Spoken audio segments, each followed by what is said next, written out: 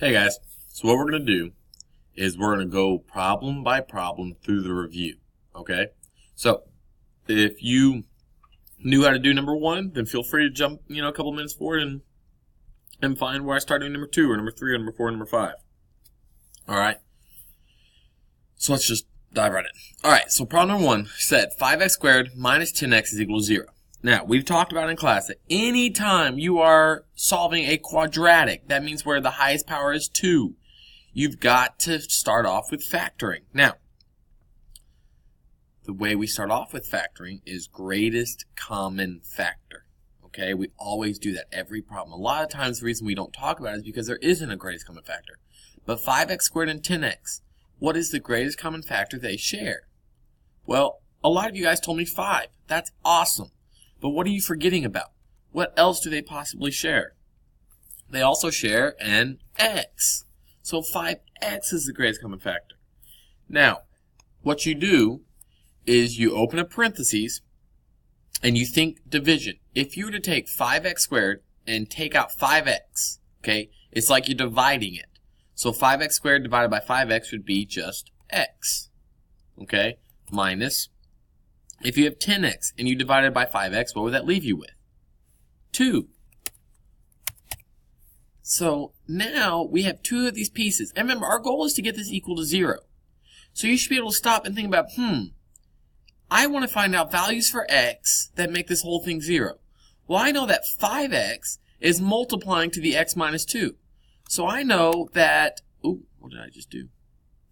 Hold on, let me try to undo something real fast. Well, okay, I can fix it from there. 5x, x minus 2. Okay, my apologies about that. So I know that if I can get the 5x to be 0, alright, if I could find a value for x here that made 5x become 0, wouldn't it multiply to this parenthesis and make the whole thing become 0? It would. Same idea, if you could find a value for x that made the parentheses become 0, then when the 5x multiplied in, it would become 0 as well. So that's why you'll hear me say in class, set each piece equal to 0. Because that's really more or less what we're doing.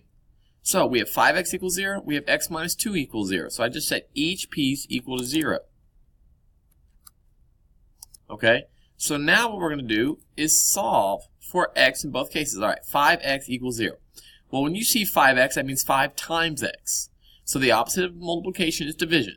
So you divide both sides by 5. That's what you see me doing here. 0 divided by 5.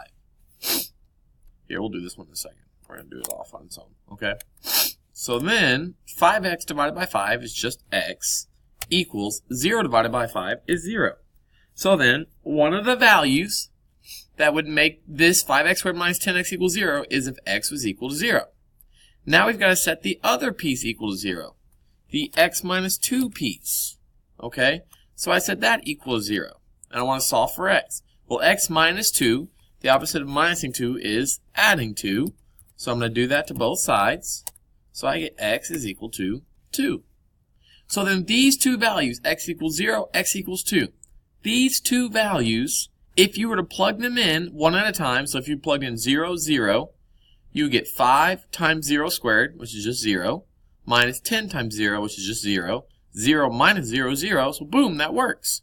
If you plugged in the 2, you would get 0 as well. Alright, so that's how you work out that problem. Okay, let's go to the next problem. Let's go to problem number 2. 4x squared minus 25 is equal to 0. Once again, we're solving a quadratic, so we should think factoring. Okay? So, you might be going, but Mr. Netherland, I don't see, I'm used to seeing a x squared plus b x plus c equals 0. Okay, that's what I'm used to seeing. And I see the a is 4, and I see the x squared, but I don't see the bx. I see the c is negative 25, but I don't see the bx at all. That's okay. I can assume that b for this problem must be 0. Okay? So, there is no greatest common factor other than 1 that these two share, so you can go straight to tic-tac-toe. I need a bigger tic-tac-toe. Sorry about that. So you can go straight to tic-tac-toe. So, boom, boom, boom. I'm so bad at drawing on my computer. Okay, so we put a 4x squared here. We put a negative 25 here. I multiply the two, and I get negative 100 x squared. Okay, so now remember, there was no bx term in here, so we could call it 0. So then the arrow out here to the side would just be 0x. All right, so now you need two numbers that add to get this, but multiply to get this. Well, that's going to be 10x. Sorry, I'm very slow in drawing. And negative 10x. Okay, so now you've asked yourself 4x squared and 10x. What do they have in common? This is where a lot of you are still struggling. 4x squared and 10x, what do they have in common? They have a 2x in common. 4x squared and negative 10x, what do they have in common? A 2x. Then, for this box, you ask yourself 2x times what is 10x? 2x multiplied by what would be 10x? 5. 2x times what would be negative 10x? Negative 5. Okay, and so then you go across and across. So I can factor this guy right here, 4x squared minus 25, to being, and I'm going to type this part out, but I can say it is 2x minus 5 times 2x plus 5, and this all equals 0. And so now we do it just like we did the last problem. I set each piece equal to 0. So I could say 2x minus 5 equals 0. I need to solve for x. So I'd start off this problem by adding 5 to both sides. Okay, so I'm going to add 5 to both sides because that's the opposite of minusing 5. So I'd get 2x is equal to positive 5. So then I got to divide both sides by 2. So I'd get x is equal to 5 divided by 2. Alright, but now I got to solve for x on the other one. So I'm going to write 2x plus 5 is equal to 0. So I'm going to start off by subtracting 5 from both sides, because that's the opposite of adding 5. Okay, so that gives me 2x is equal to negative 5. Then I'm going to divide both sides by 2, so I get x is equal to negative 5 divided by 2.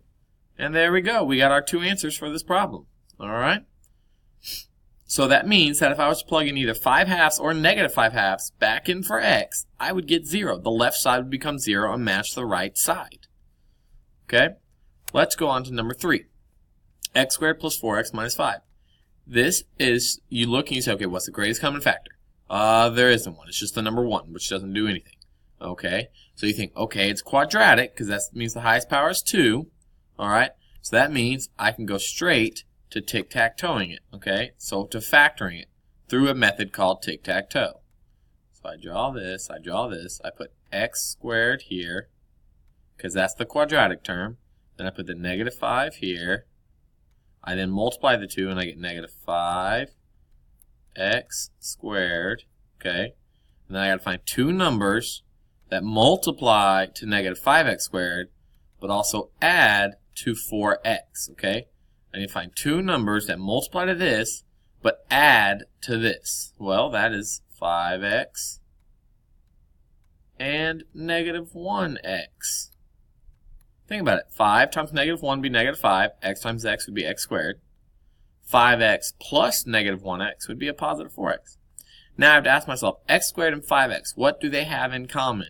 They both have an x. X squared and negative 1x, what do they have in common? They both have an x. X times what is 5x? 5. X times what is negative 1x? Negative 1. So then I can go across. So I get x plus 5, x minus 1 is equal to 0. And then I just solve for x in both cases. So let's start off with the x plus 5 one. X plus 5 equals 0. Subtract 5, you get x equals negative 5. You solve for x on the other one. X minus 1 is equal to 0. Add 1 to both sides, you get x equals 1. And bam, those are my two answers. That means if I was to plug in negative 5 for x here and x here, if I calculate this on the left side, it would become 0. Same thing, if I was to plug in 1 here and calculate the left side, it would become 0. matching the right side, which is what I want. That's what I wanted in the first place. All right, let's go on to problem number 4. 6x squared plus 7x minus 3. Okay, so once again, you look for the greatest common factor and you go, oh, I don't see a greatest common factor. Okay, that's fine. Just means the greatest common factor is number 1. Let's use a color different than red. Okay, let's do green. All right, so we're going to draw our tic-tac-toe boxes. Okay, I'm trying to make it big so I have plenty of space to write. Okay, so in the top left is 6x squared. All right, in the middle is negative 3. Multiply the two, and I get negative 18x squared. All right. All right, now I need to add to the linear term, which is 7x. That's a really weird 7, but that's a 7. 7x. Okay, two numbers that multiply negative 18x squared but add to 7x. That is 9x and negative 2x. Again, this is a negative 2x. I know my handwriting is really bad. Okay, so think about that. 9 times negative 2 is negative 18. X times x is x squared. 9x plus negative 2x is a positive 7x.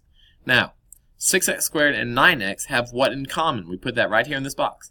They both have a 3x inside of them.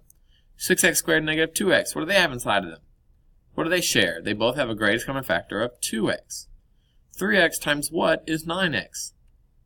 3. 2x times what is negative 2x? Negative 1. We go across, we go across.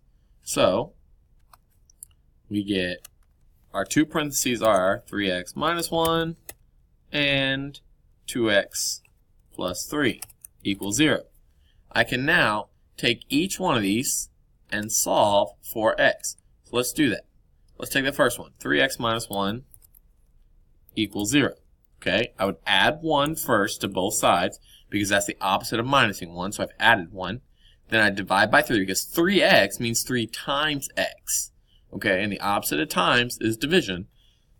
So I would divide both sides. So I get 1/3, or 0.33, whichever one you want to write. All right, let's solve for x on the next one. Okay, 2x plus 3 is equal to 0. Subtract 3 from both sides, so you get 2x is equal to negative 3. Divide by 2, you get x is equal to negative 2 divided by 3. Or negative 0.66, if you want to say that. Negative 0.66. All right, or negative 0.67. I'd be okay with that too. All right, so these are your two values for x. So once again, what this means is that if you took either one of these values of x and plugged it in, you would get 0 on the left side, which is what you want because the right side is 0. So we're saying that this value of x, if I plugged it in 1/3 here, 1/3 here, and crunched this number, I would get 0. If I took negative 2/3, plugged it in here and here, crunched it, I would get 0. And you could check this on a calculator. You could verify this on a calculator. You don't have to, but you could do that. Okay? All right.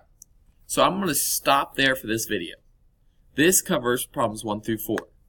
I'm going to make another video that covers problem 5 in its entirety. You need to watch that video. Unless you got number 5 completely correct, you need to watch that video. It's going to go in depth. It's going to go slow. I highly encourage you to watch it. All right? Thanks.